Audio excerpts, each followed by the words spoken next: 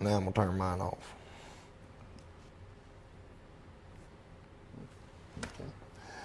Will the Pines Mall be back in business? A Southeast Arkansan has just signed a contract to purchase the mall, which has not been open since June of 2020. He has grand ideas for the building, leading a hope among those waiting for another indoor shopping experience and skepticism from others.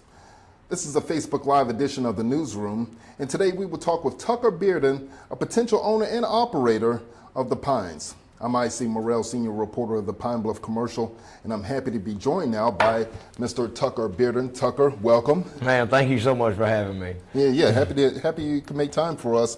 Look, although you tell us you didn't anticipate this in the last 2 weeks, you created a lot of buzz over your plans to open the Pines. What motivates you to take this on?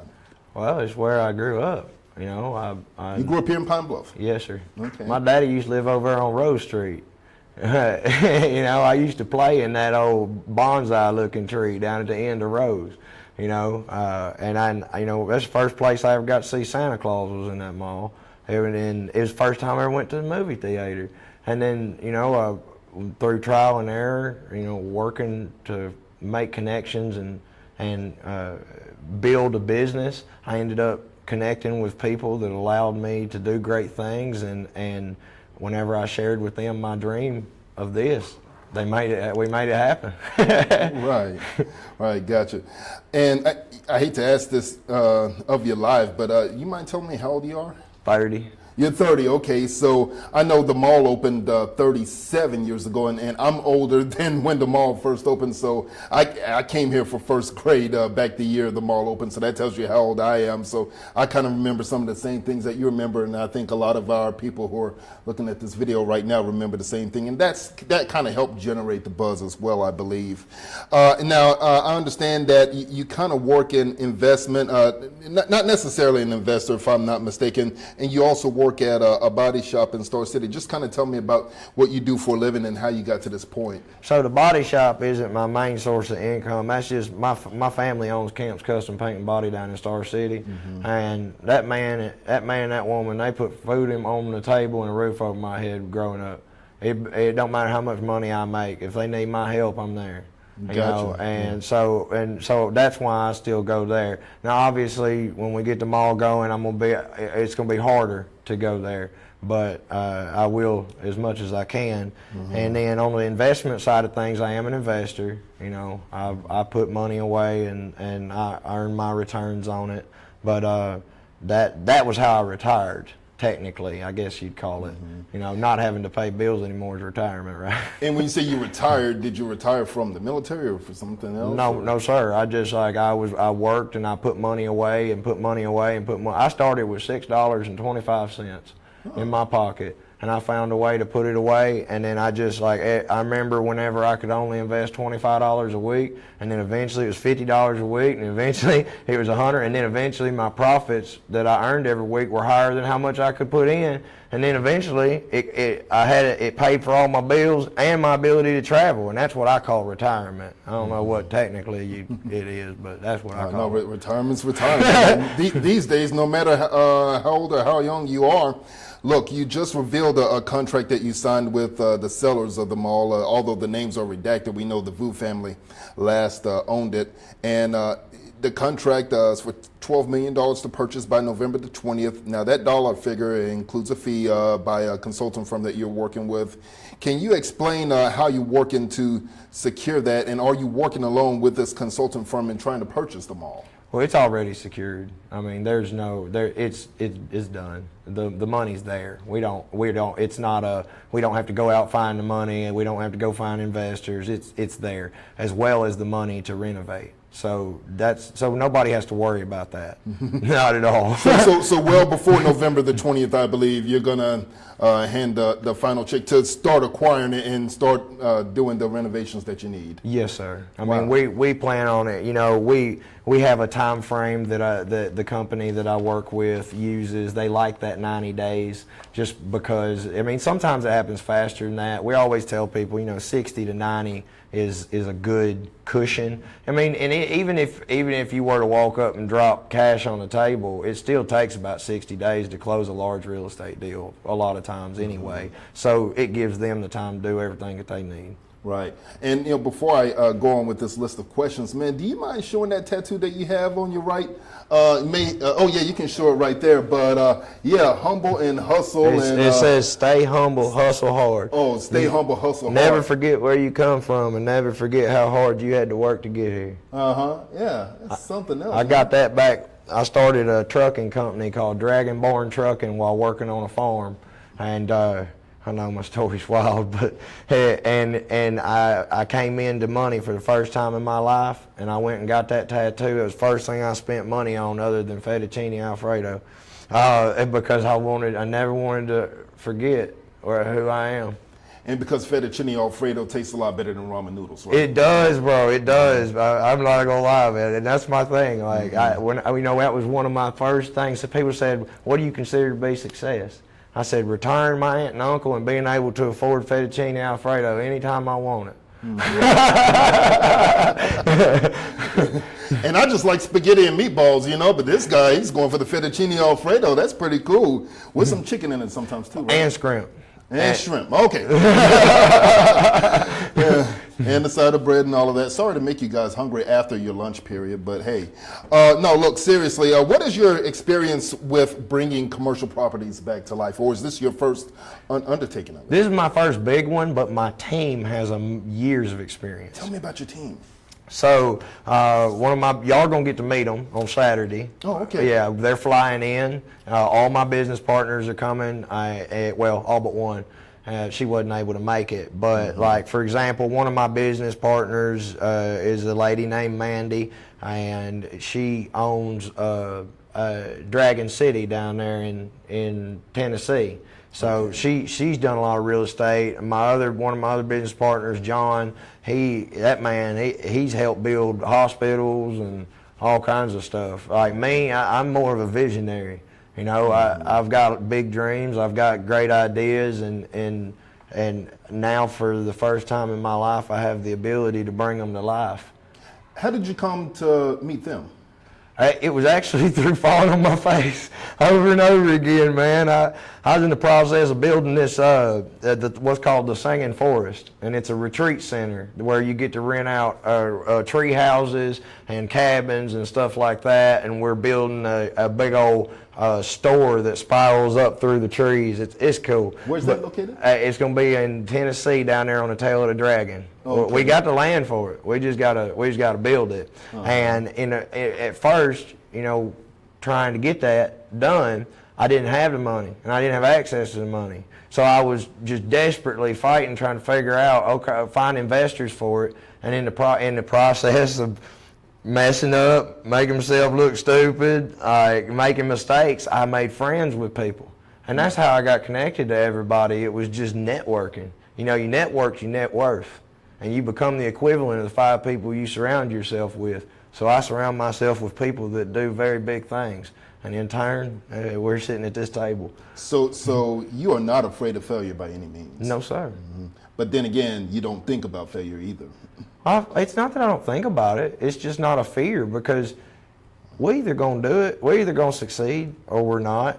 But I don't have any doubt that we will. But at the end of the day, that's what life's about. If you're scared of falling and you stay in your comfort zone, you'll never grow. Mm-hmm. So I know what it's like to fall on my face. I know what it's like to eat dirt. I know what it's like to look stupid in front of people after trying so hard to pull something off.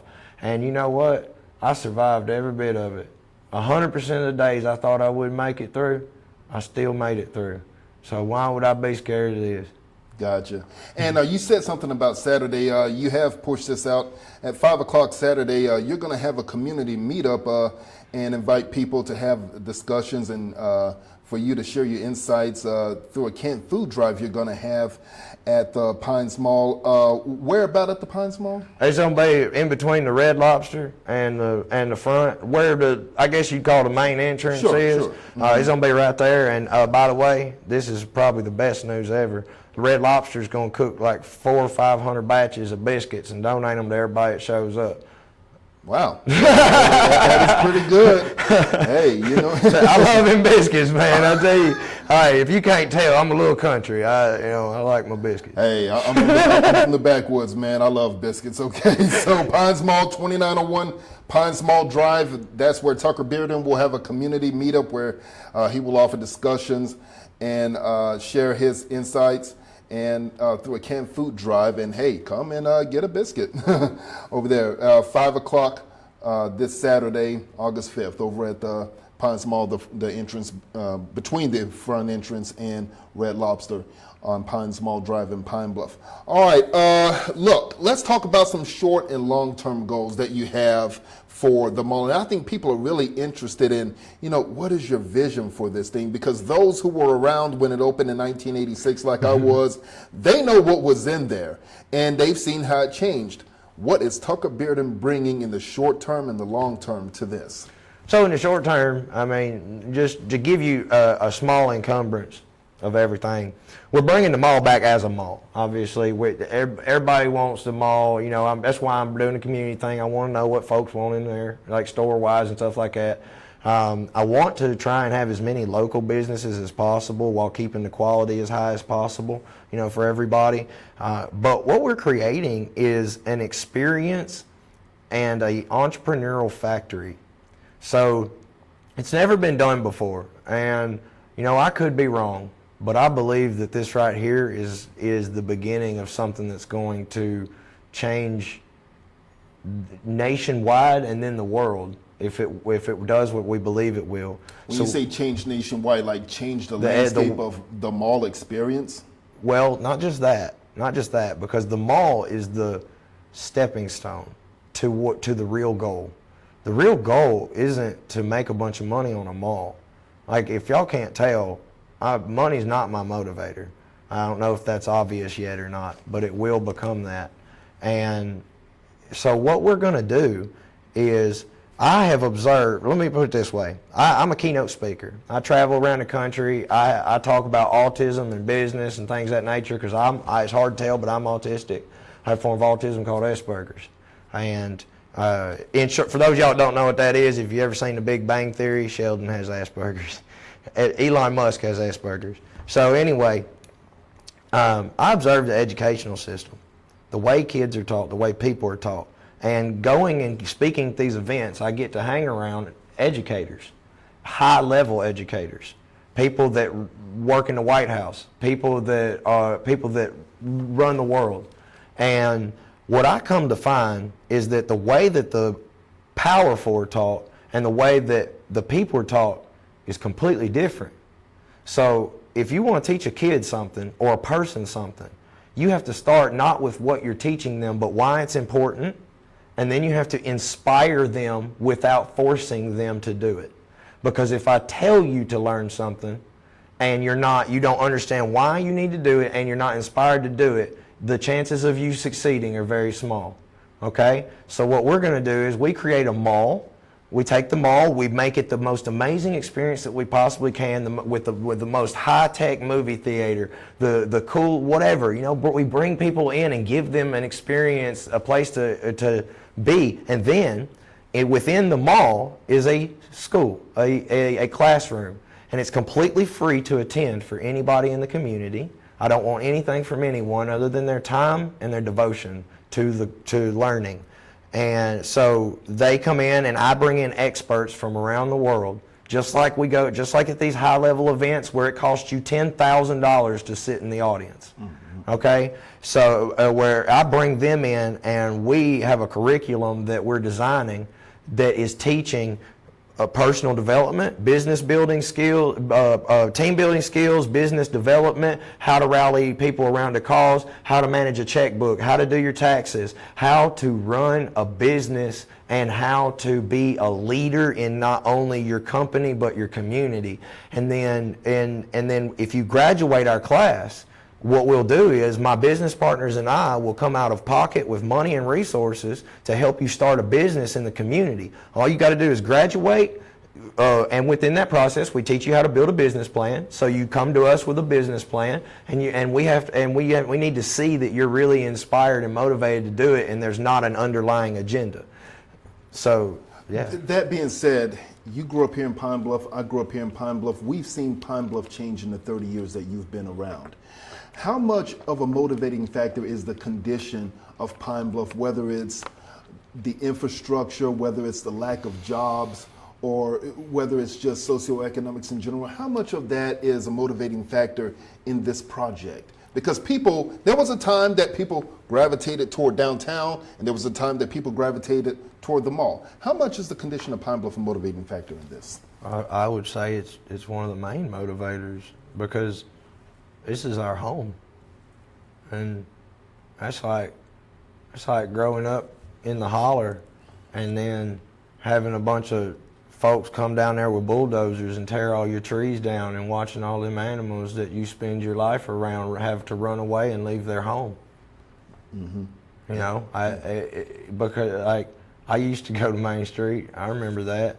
You go to Google and you look up businesses on Main Street, it shows they're still open, and you get there, there's boards on the doors. I've had that experience. And we have the ability to. The mall's just the beginning. Once that mall goes up, we're expanding across the city. I'm already looking at Main Street, and not for me to buy the businesses, but to help the business owners come home, because that's what they need to do. Hence the curriculum that you're talking about. Yes, sir. Right. They need to talk. They need to be taught. But within the mall, how do you make that work in the landscape of online shopping? Well, there are a few things. Actually, a good question. Good question. I like that. And I'm not the only one that had that question, by the way. Okay. Well, you're the first one to bring that up to me, and we have implemented that. So many of the products that we sell within the mall, you're going to be able to scan a QR code, and instead of having to spend your gas and time to come to the mall, you can have them delivered to your home. You can have them. You can put up. You can have a subscription to where it's just getting sent to you, so that way you ain't got to get out of the house if you don't want to. Because we have a lot of elderly folk too, and they might not. That mall is 337,000 square feet. It might not be very. It ain't. I get tired walking through it doing live streams. I can only imagine what somebody with a cane is. So you plan on revitalizing all 337,000 square feet? Then expanding. It is not as big as it will be. It is as big as it is now. This is just, like I said, this is the beginning. That's why everybody keeps telling me, they're like, man, I don't know if you can pull this project off. What they don't understand is this is this big compared to the real picture. It means the world to me that I get to start it here. But if they didn't let me start it here, I'd do it somewhere else. I understand. I totally understand. Well, hey, one thing about it, you are taking on your doubters. Some of them who may be watching this video right now. But what market studies have you done on viability of this? Can you reframe that question? What market studies have you done on the potential of the Pines Mall? What studies have you done with those who have similar experience in revitalizing a property like the Pines Mall on how this thing can possibly grow and do well in a city like Pine Bluff? None. I don't need them. Because what I'm doing is, I am sure, because what I'm doing is not like anything that anyone's ever done, so how could there be studies on it? I'm creating something that's never been done in this world. And I mean, a lot of places don't want you to have free education. Why? I don't know. I don't understand it. But most people care so much about the profit they put in their pocket that they forget the people that they came to do it for to begin with. And I don't care about the profits. I know it'll eventually make money, but we're going in the hole a lot to make this thing come to life. If that don't say something about not caring about the money side of things, I don't know what else does. But to maybe more clearly answer your question, no, I haven't done any research on it because I'm creating this. I have designed this business plan from the ground up, and that's why, it's another reason I reached out to the community. Because how can something fail if it's built around the dreams of the people that use it?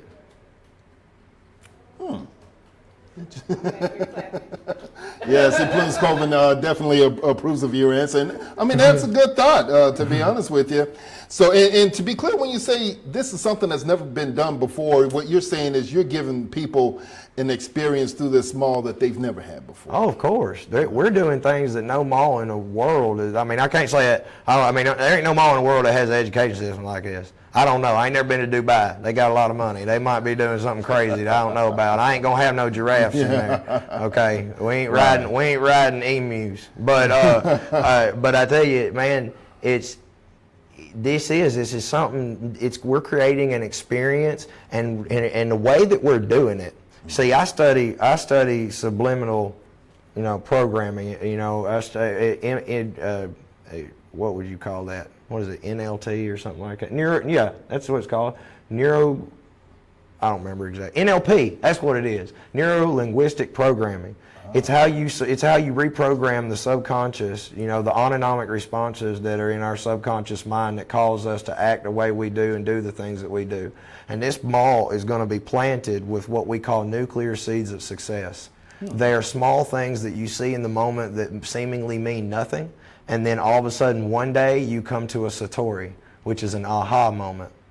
It's a moment when you go, oh, that's what he was talking about. Mm-hmm. And you might walk past our school 20 times and never pay attention to it. It may mean nothing to you until one day you read the right poster, you meet the right person, the right thing happens at the right time, and then you walk past there and you go, that makes sense. And get this, here's the goal. Mm-hmm. There are 3 things you need for a community to thrive. Okay. People need something to do. Mm-hmm. They need resources, and they need mentorship, also known as guidance. We can provide all 3 of these. When the mall comes, people have something to do. They have somewhere to go. In turn, imagine all the relationships that are going to be built, like love or friendship. Imagine all that, all the connections that are going to be made that otherwise wouldn't be because people didn't have a place to meet. And then we have resources, and we're not asking for anything in return. Most of the resources people need to build a business, they can't afford. Like I said, I hanging out on Rose Street kicking a Bud Light can down the road, I never in a million years would have thought that I'd be able to afford even a box of bricks, more or less, a building. I was literally sitting in Red Lobster thinking that yesterday. I was looking across the street and I was sitting there, I was almost in tears. And I was thinking, man, I remember when I couldn't even afford one of them bricks. And now, look at this. I remember sleeping under a bridge, washing my face in a creek and thinking, trying to make myself feel better, thinking, why live in a $100,000 house when I can live under a $10 million bridge? How many of them rich folk got a creek in their living room? You know what I mean? A creek in their living room. Yeah. So it's like, so we create these 3 things. We give them an experience, which is an attraction. Because if you create a school uptown, and you say, hey, come here and learn business. Yes, you're going to get some people. But the sum ain't what we're looking for. Right. We want to plant the seeds with everybody and give everybody the opportunity because most people would never see it. They'd never know it was there. So they have something to do. They have the resources that they need. And then we provide personal mentorship and guidance, which we're also going to be recruiting people from, like business owners from the community that are willing to come in and do that, to help teach and also help guide our youth. I need to ask, what role will the previous ownership of the mall, the Vu family, what role will they have once you take ownership of this? Will they have any role in this? None. Okay. Just to be clear about that. Okay. Look, we know that you're purchasing this for $12 million, but how much do you plan to invest? And are you getting any help from any local or state government in this project? No, sir, I don't want any help from anyone. We want to do this on our own. I want support from the community. I want people to help us, like physically, but I don't want anyone's money. It's something. Well, I don't know if I should say that, but there was someone who approached me about money, and I told them, I don't want your money. You can't buy my loyalty. And they said, that's scary. And I'm not sure why that's scary, because I feel like the fact I don't want their money should be a positive thing. But whatever. I don't understand politics. It's not my place. Go ahead. Was it, you said someone, was it some like business or you don't have to be specific, but was it a politician or an entity, a local entity, or Is it a a governmental business entity? owner? You don't have to You specify don't have to it. say the name, but It was- classify their position in this community. Someone with a lot of pull in the community. Okay. Understood. Let's put it that way. And when you said you didn't want their money, you can't buy, You can't buy my and loyalty. they said to you that's scary. That was their exact words. That's scary. And I don't know exactly what that means. Like I said, I don't know anything about how things happen in the legal sides of things, with politics and banks and whatever. That's not my business. It's not my area of expertise. But your question was, is anyone helping me and how much have I allocated, right? Yeah, correct, yeah. Okay, so we're starting with, so we're paying $12 million for the mall, and we're going to start renovations with $20 to $25 million, and I don't know if that's going to be enough, especially being that our goal, and this is the first time I'm saying this to anybody, our goal is once we close and begin renovations to bring it back within a year. And the way we plan on doing that is we are going to hire as many local construction crews and tradesmen as possible. We will be working 3 shifts, 24/7.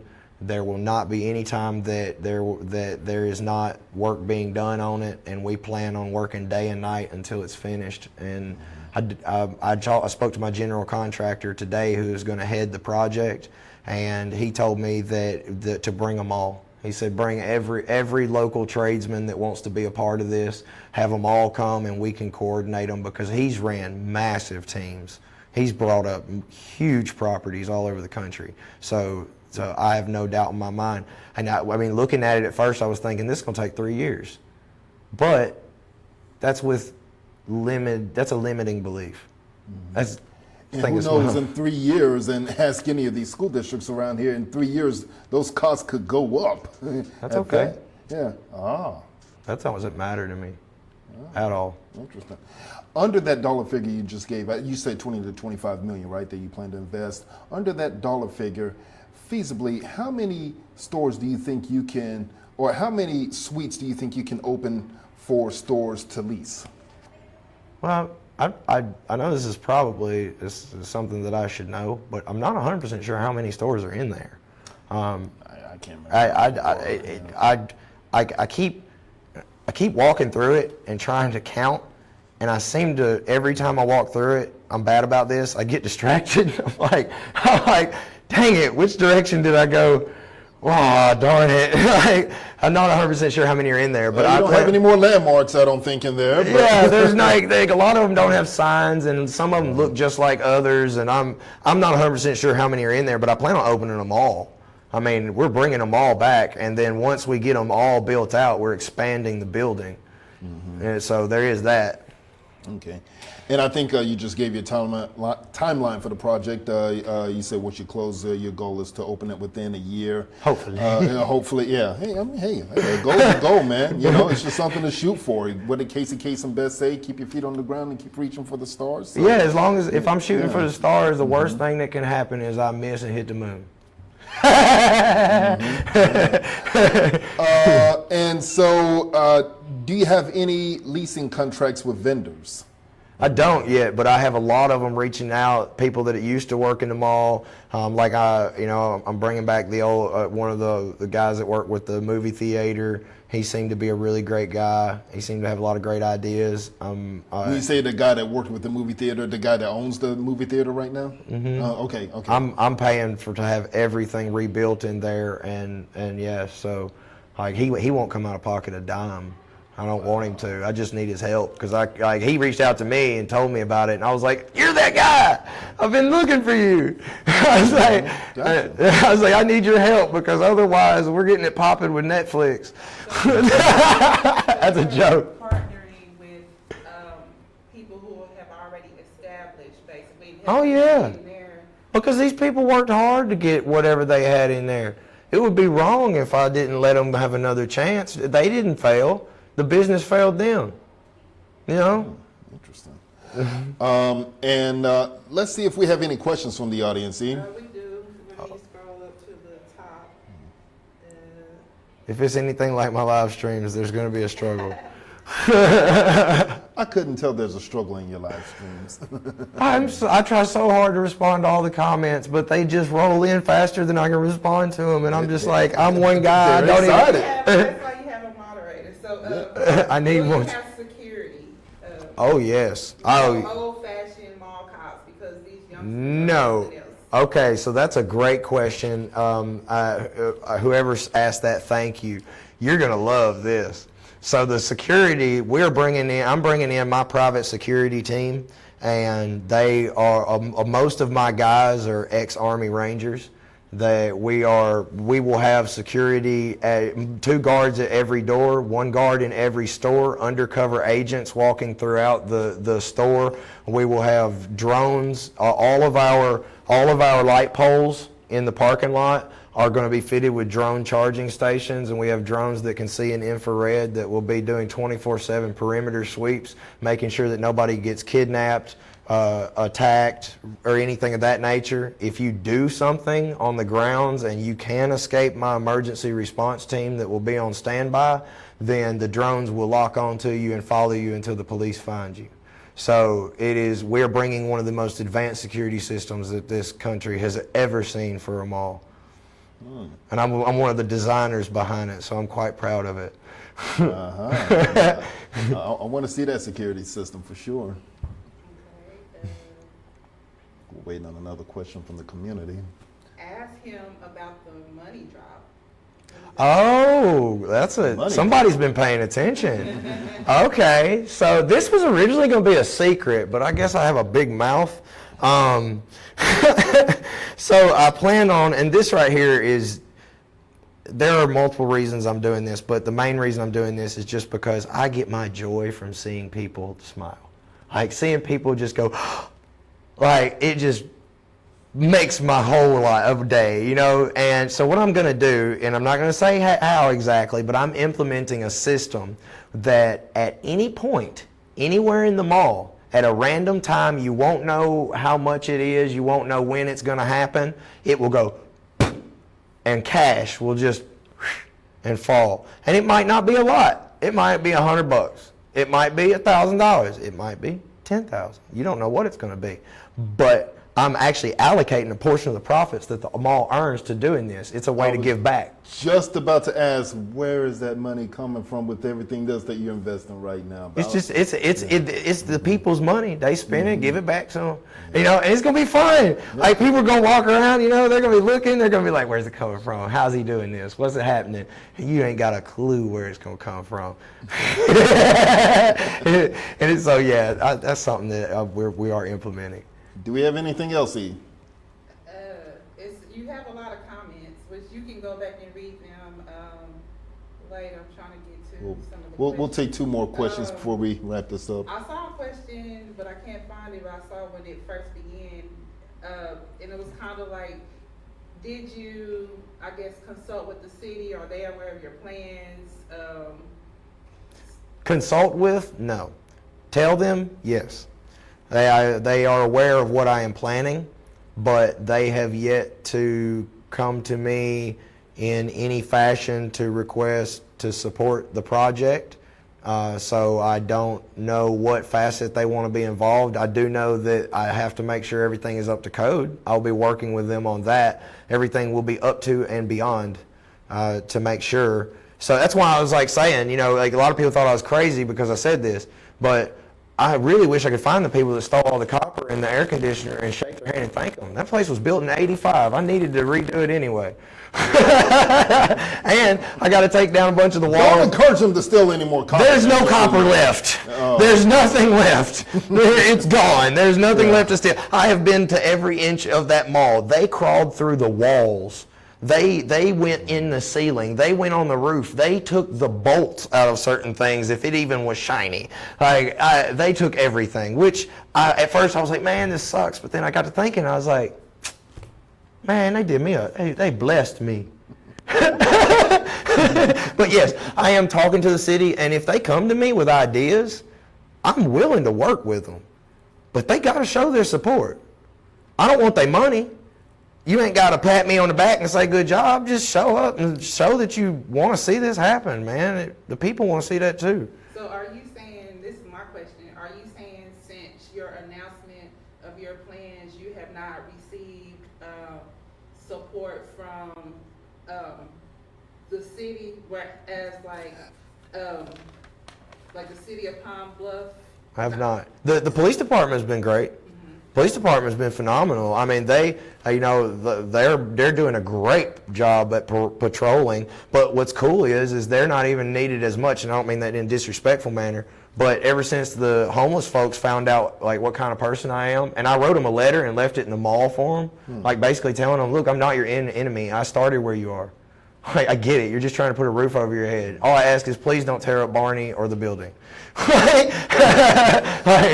by Barney, I think you're talking about that purple dinosaur in the old kids area. Yeah, and that was supposed to be funny. I was trying to get a kick out of like I didn't expect it to go viral. Like people were like, you did this on purpose. No, I have no idea who shared it where and made it go viral. Thank you, whoever you are. You're awesome. But I was just trying to give the homeless people go through hell. Like, they barely got resources. Their life is hard. I wanted to make them laugh. Like, I figured they would come in there, they'd see it, and they'd go, this dude's a nut. You know, so to answer your question, I want to answer this without offending anybody. And when I mean anybody, I mean any of the people that are involved with the city, because I'm sure they want to see this happen. And that they believe that if it does happen, it's a good thing. And I kind of understand why they're not standing up with me, but to a degree I also am set aside by it. Like, they're not publicly supporting what we're doing. I have spoken to multiple city officials and asked them to come on Saturday, and I've been turned down by all of them because they don't want, this is the words I received, they don't want to put their name on something that has the chance to fail. And in my mind, I was thinking, you know, I'm the little guy. It might not look like it right now, but I know what it's like. That McDonald's down there near the square is where, I don't know if y'all have heard the story about the penny that I tell. When I was trying to get something to eat at that McDonald's years ago, and I was a penny shy of a McChicken, and I couldn't get something to eat. So I pick up a penny. Every time I see a penny on the ground, I pick it up and I say, thank you for this sign of abundance. Look how close I am to a blessing. And I save all my pennies for that. And so the way I see it is when you see somebody who's trying, who really has a dream that's worthwhile, has a vision that's worthwhile, something that could really save the city, why would you not stand up and at least say, he might fail, and that's okay, but I support this happening? That should happen.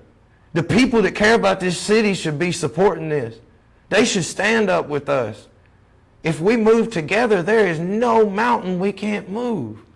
If we stand as one in unity and stop separating because of money and politics and power and whatever else is going on, if we actually come together, we can really bring this city back to its former glory and beyond it. We can do great things here. Everybody wants to judge these kids in these streets because they get in trouble. Because bad things happen here and there. Bad things happen everywhere, man. If you take away resources, something to do, and there ain't no mentorship, bad ththings happen everywhere.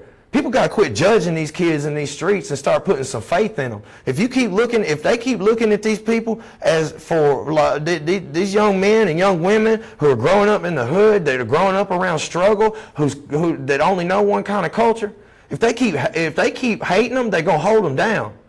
If you look at somebody for all they've ever been and you judge them on that, you are part of what prevents them from becoming what they could be. But if you look at people for what they could be and then step in, show some guidance, give them a way, have faith in them, they will come out that gutter. No, nobody want to live in the hood.